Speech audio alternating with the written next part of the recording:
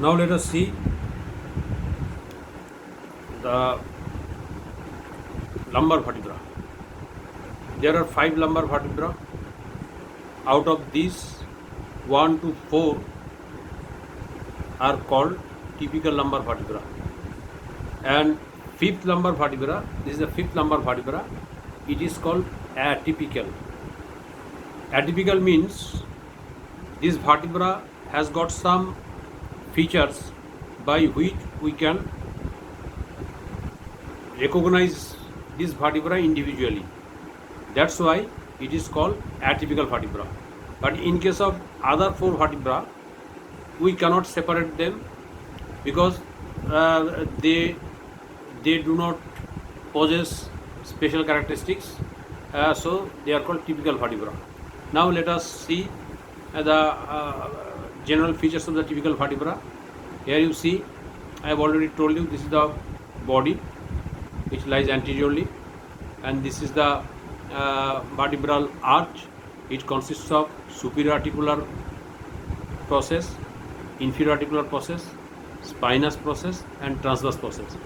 Here transverse process is thin and long. In case of typical vertebra, the superior articular facet is directed posteriorly and medially. Inferior articular process is directed laterally and forwards, and it is convex, and superior articular process is concave. Now this thin behind the superior articular process there is another process. Here this process is known as mammillary process. On the posterior aspect of the superior articular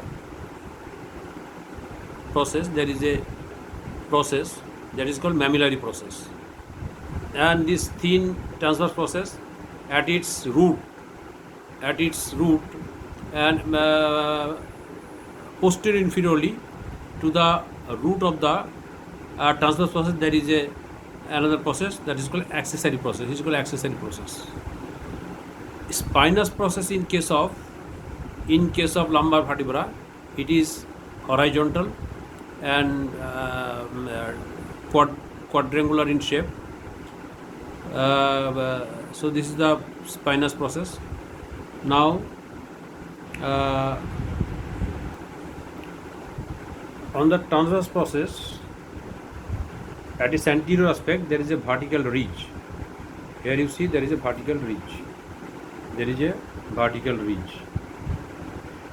Now let us consider the ligaments which are attached to this vertebra. I have already told that it is free vertebra, so to fix it, this vertebra gives attachment to anterior longitudinal ligament. This anterior longitudinal ligament lies anteriorly, and it starts from the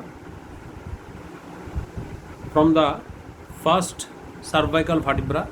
Here you see this is called first cervical vertebra. This first cervical vertebra, this is called anterior tubercle, and this part is called anterior arch of the first cervical vertebra. From this anterior tubercle it starts, and it joins the anterior aspect of each vertebra, and it extends up to the here you see this is the sacral vertebra, and this extends up to the second sacral vertebra, anterior aspect of the second cervical vertebra, body of the second cervical vertebra, sacral vertebra. Now come to the posterior aspect of the body of the vertebra. I have already told you the vertebra body lies anteriorly, and the vertebral arch lies posteriorly. So you have to hold it like this, and superior articular facet concave and faces posterior medially, inferior articular process convex and directed anterolaterally. So in this way you have to hold it in angular position. Now come to the posterior longitudinal ligament. It lies to the posterior aspect of the vertebra. Here also its upper limit, actually it is starting not from the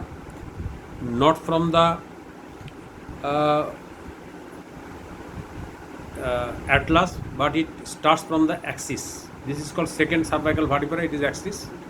So the posterior longitudinal ligament starts from the posterior aspect of the body of the, this is the posterior aspect of the body of the axis.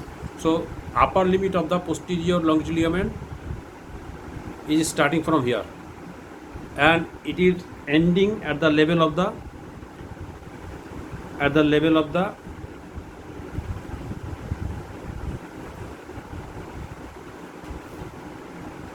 lower limit of the posterior longitudinal ligament is at the level of the posterior aspect of the first sacral vertebra, and anterior longitudinal ligament, I told you that it ends at the level of the second sacral vertebra, but it is not true. Actually it is attached to the anterior aspect of the first sacral vertebra. So there it is their lower limit. Now come to the other ligaments, that is called ligamentum flavum. Ligamentum flavum, they are connecting the ligamentum flavum, connecting the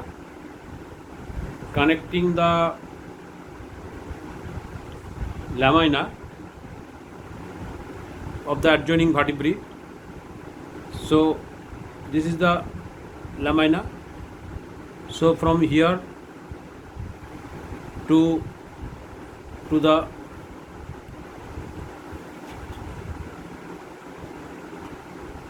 suppose here, so this is the lamina.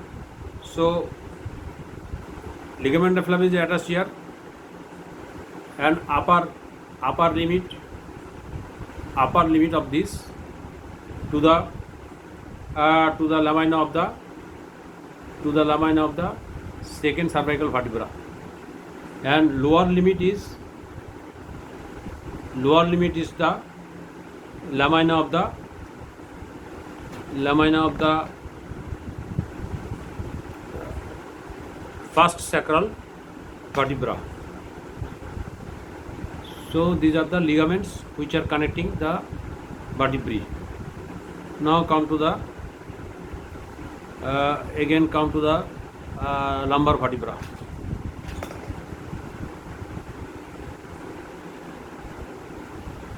Now muscular attachments of the lumbar vertebra. You have already known that transverse process has a transverse region on its anterior aspect. So the area medial to that, this area, plus upper part of the body and lower part of the body, and there is a fibrous arch between these two. All these give attachment to psoas major muscle. The psoas major muscle is attached medial to this transverse ridge, this part, plus adjoining part of the upper part of the lumbar vertebra, and also adjoining part of the lower part, plus intervertebral disc. Along with there is a fibrous arch. From this fibrous arch takes origin. So these are the psoas major. Now just by the side of the anterior longitudinal ligament, here lies the cross of the diaphragm. There are two crosses of the diaphragm. The cross of the diaphragm is the vertebral origin of the diaphragm. There are two crosses of the diaphragm, right and left. This cross of the diaphragm On the right side, it descends up to the third lumbar vertebra, but on the left side it extends up to the second lumbar vertebra, and it lies just posterior to the anterior longitudinal ligament. So if we coming from the midline to the laterally, first anterior longitudinal ligament, then crus of the diaphragm, then psoas major muscle. So these are the structures which are attached to the lumbar vertebrae. This vertical ridge on the anterior surface of the transverse process, this vertical ridge gives attachment to anterior layer of lumbar fascia, and the part lateral to it, this part gives insertion to quadratus lumborum muscle. Tip of the transverse process gives attachment to middle layer of lumbar fascia, and tip of the spine gives attachment to posterior layer of the lumbar fascia. So there are three layers of lumbar fascia: anterior, middle and posterior. Anterior lies at the vertical ridge, middle layer at the tip, and posterior at the tip of the spine of the lumbar vertebra. And between the anterior and middle layer lies the quadratus lumborum muscle. Now this posterior aspect of the transverse process, here lies the extensor group of muscles,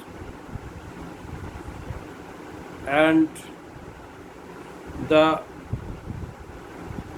anterior superior border of the transverse process and inferior border of the transverse process, between the two transverse process lies intertransverse muscle. So, and this is called lateral intertransverse muscle between the adjoining border of the transverse process. Now this is called accessory process, and this is called mammillary process. Here lies the medial intertransverse muscle, attachment of the medial intertransverse muscle.